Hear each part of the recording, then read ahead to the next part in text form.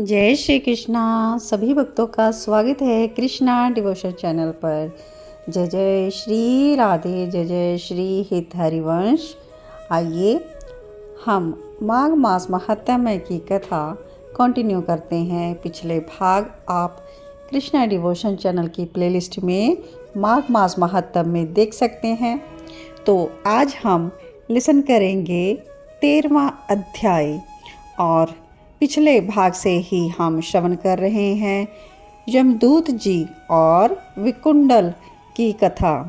तो विकुंडल से यमदूत जी बता रहे हैं कि किन कर्मों के करने से नरकों को नहीं जाना पड़ता और किन कर्मों के करने से स्वर्ग की प्राप्ति होती है।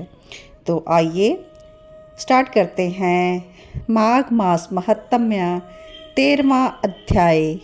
विकुंडल जी यमदूत जी से कहते हैं कि हे सौम्य, आपके वचन को सुनकर मेरा चित्त बहुत ही प्रसन्न हुआ। साधु जनों के वचन पाप को नष्ट करने वाले होते हैं और अमृत मंडल चंद्रमा को भी ठंडा कर देते हैं। हे देवदूत, अब कृपा करके मुझे ये बताइए कि किस प्रकार से जो मेरा भाई वह नरक में गया है उसको किस प्रकार से उसका उद्धार हो सकता है, ताकि मैं वही उपाय करूं। तो देवदूत ने उसके वचन सुनकर मित्रता रूपी भाव से कहा कि हे वैश्य, यदि तुम अपने भाई को स्वर्ग में लाना चाहते हो तो अपने पूर्व जन्मों के इकट्ठे किए हुए पुण्य फल उसे दे दो। विकुंडल कहता है कि हे दूत, मुझे यह सब बताओ कि मेरे ऐसे पुण्य कौन से हैं, कैसे हैं और किस जन्म में प्राप्त हुए, तब तो मैं उसे शीघ्र दे दूंगा। यमदूत कहते हैं कि हे वैश्य सुनो, मैं तुझे पुण्यों का हित कहता हूँ। प्राचीन समय में पुण्य मधुवन में शाल्की नाम का एक ऋषि था। वह तप तथा अध्ययन से पूर्ण तेज में ब्रह्मा के समान था। नवग्रह के समान उसकी स्त्री रेवती से 9 पुत्र उत्पन्न हुए। ध्रुव, शशि, बुध, तार और ज्योतिष्मान ये 5 पुत्र अग्निहोत्र प्रिय थे।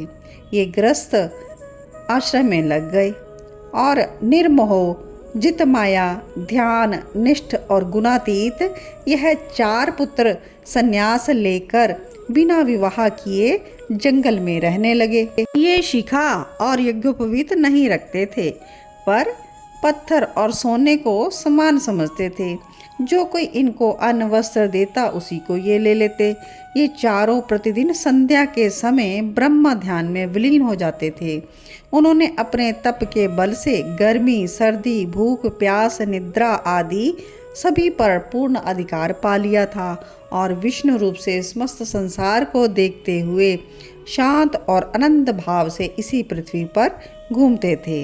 इसी प्रकार 8वें जन्म में तुम मध्य देश में सपरिवार रहते थे।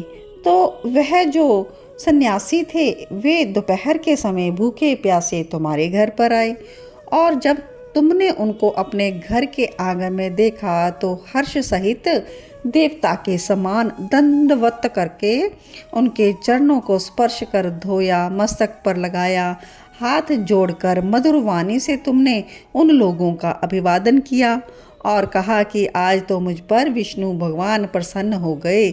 मैं आज धन्य हूँ, मेरा घर सपरिवार धन्य है, जो कि मैंने तीनों लोगों के कष्ट हरने वाले आपके चरणों के दर्शन किए। आपका दर्शन भगवान हरि के दर्शन के समान है। सन्यासी के चरणों का जल पहले 7 जन्मों के किए हुए पापों को नष्ट करता है। गंध, अक्षत, पुष्प, धूप, निराजन संस्कार किए हुए रत्नों से पूजन करके तुमने इन सन्यासियों को भोजन कराया। उन परमहंसों ने प्रसन्न होकर रात्रि में वहीं विश्राम किया और ज्योति स्वरूप परब्रह्म के ध्यान में लग गए। हे वैश्यवर, इन सन्यासियों के अतिथि सत्कार का जो पुण्य तुमको मिला उसका वर्णन तो 1000 मुख से भी नहीं किया जा सकता। आप भूतों में प्राणी, प्राणियों में सद्बुद्धि वाले हैं, मतिमानों में मानव और मानवों में उत्तम ब्राह्मण हैं और ब्राह्मणों में भी विद्वान, विद्वानों में पुण्य करने वाले और पुण्य करने वालों में ब्रह्मवादी हैं। सत्वगुणी ब्रह्मवादी गृहस्थ के घर में विश्राम करने से उसके जन्म जन्मांतरों के पाप क्षण भर में नष्ट होते हैं। यदि अपने भाई को नरक से विमुक्त करना चाहते हो तो अपने 8वें जन्म के वह वाले पुण्य को दे दो। दूत के ऐसा कहने पर उसने अपने भाई को वह परम पुण्य अर्पण कर दिया। वह नरक से निकल आया उसका भाई। देवताओं ने भी इन दोनों पर फूलों की वर्षा की क्योंकि वो स्वर्ग को चले थे अब, और दूत अपने स्थान को वापस चला गया।